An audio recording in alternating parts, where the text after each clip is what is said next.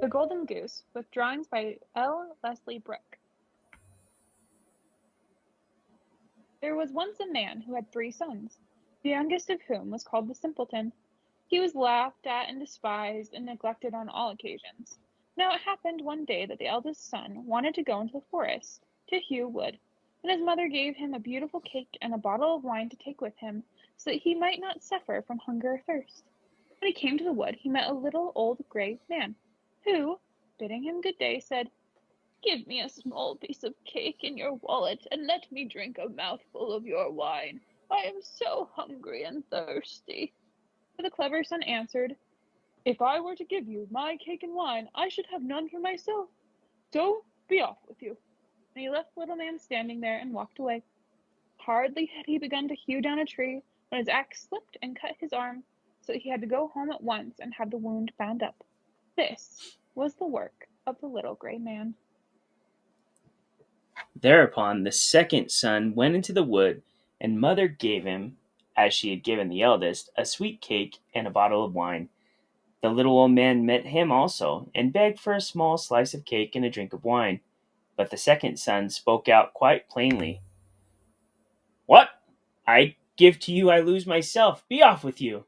And he left the little man standing there, and walked on. Punishment was not long in coming to him, for he had given but 2 strokes at a tree when he cut his leg so badly that he had to be carried home. Then said the simpleton, "Father, let me go into the forest and hew wood." But his father answered him, "Your brothers have done themselves much harm. So, as understanding nothing about wood cutting, you had better not try." But the simpleton begged for so long that at last the father, "Well, if you go, like experience will soon make you wiser." To him the mother gave a cake, but it was made with water and been baked into ashes, and with she gave him a bottle of sour beer. When he came to the wood, the little gray man met him also, and greeted him, and said, "Give me a slice of your cake and a drink from your bottle. I am so hungry and thirsty." The simpleton replied, "I have only a cake and that has been baked into ashes and some sour beer. But if that will satisfy you, let us sit down and eat together." So they sat themselves down, and as the simpleton held out his food, it became a rich cake, and the sour beer became good wine. They ate and drank together, and when the meal was finished, the little man said, "As you have a good heart and give so willingly a share of your own, it will grant you a good luck. Yonder stands a old tree. Hew it down, and in its roots you will find something."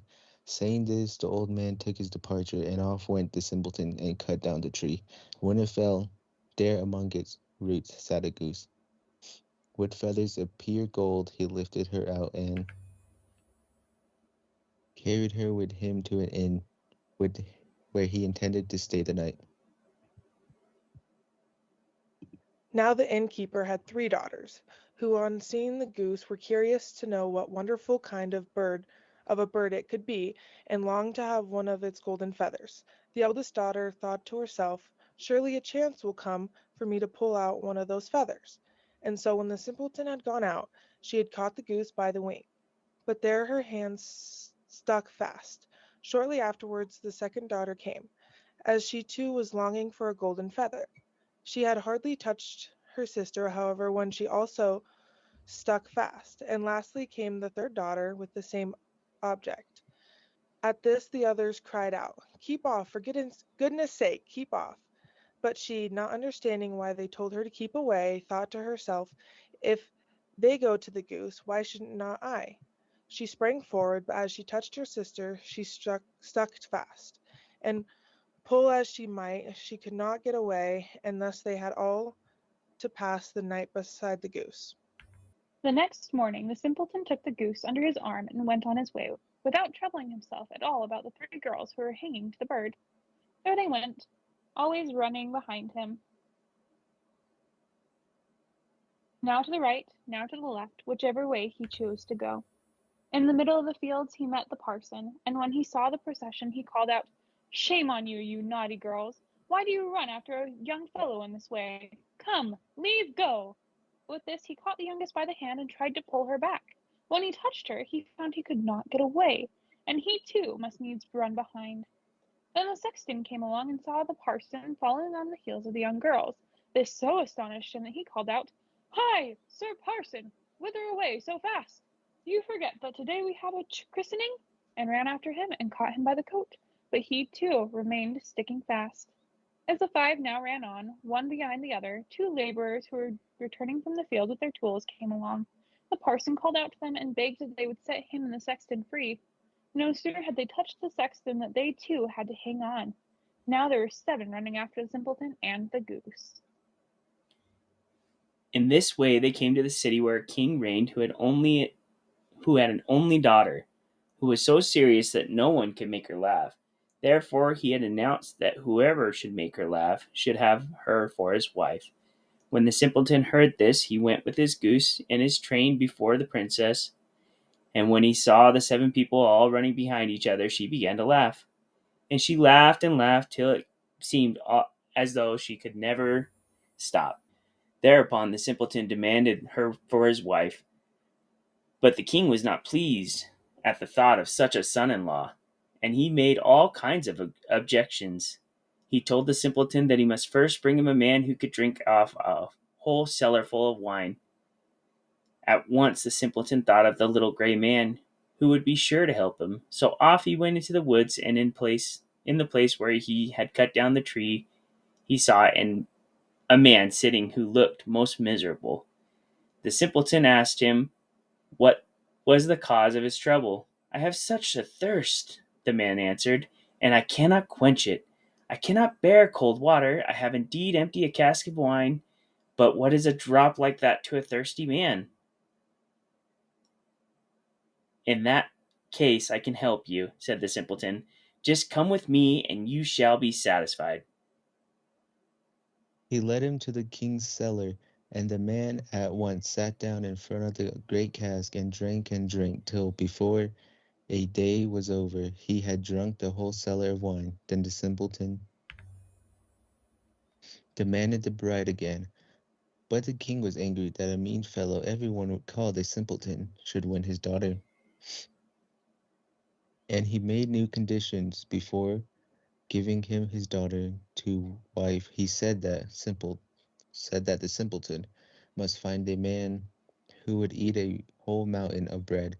The simpleton did not long to consider, but went off straight to the wood.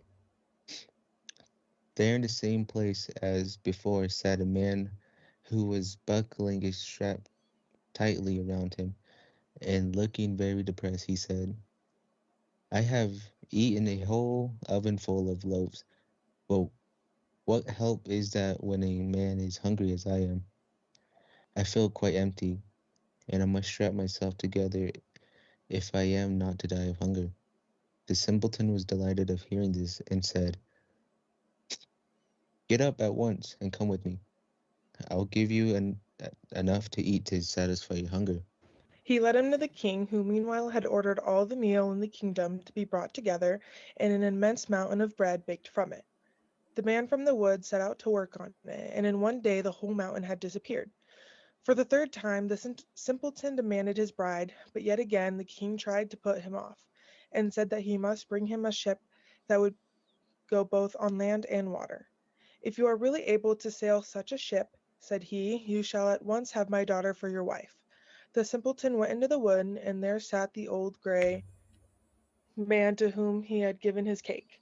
"I have drunk for you, and I have eaten for you," said the little man, "and I will also give you the ship. All this I do for you because you were kind to me." Then he gave the simpleton a ship that went both on land and water, and when the king saw it, he knew he could no longer keep back his daughter. The wedding was celebrated, and after the king's death, the simpleton inherited the kingdom and lived very happily ever after with his wife.